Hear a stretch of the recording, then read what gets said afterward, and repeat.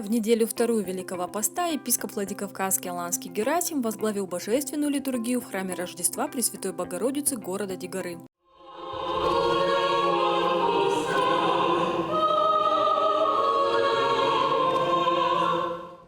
Церковь Рождества была построена здесь в начале нулевых годов. Старый храм в Дигаре не сохранился, закрыт и разрушен после революции. В основании нового храма были заложены старинные кирпичи из его кладки. Они в углах и в украшенной мозаичным орнаментом алтарной преграде. В храме царит особая атмосфера. Звучит богослужение на остинском языке, под куполом звуки национальных духовных песнопений, а сам купол украшает роспись остинских иконописцев.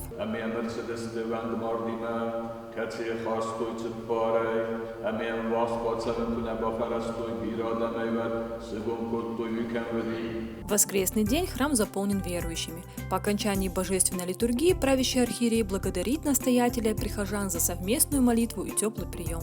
Очень давно к вам собирался приехать, чтобы помолиться вместе с вами в вашем благолепном храме в Дигаре, которое, как вы знаете, лучше меня называлось христиановское.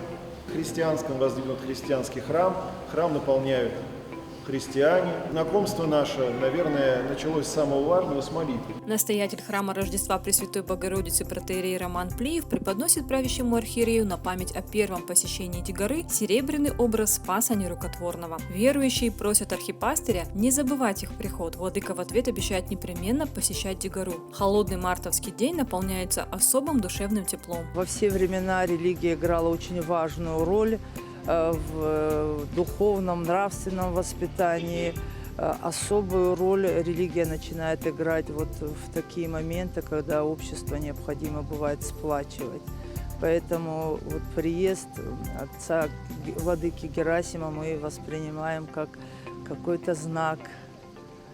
И еще раз повторяю, надеемся, что это станет очень доброй традицией.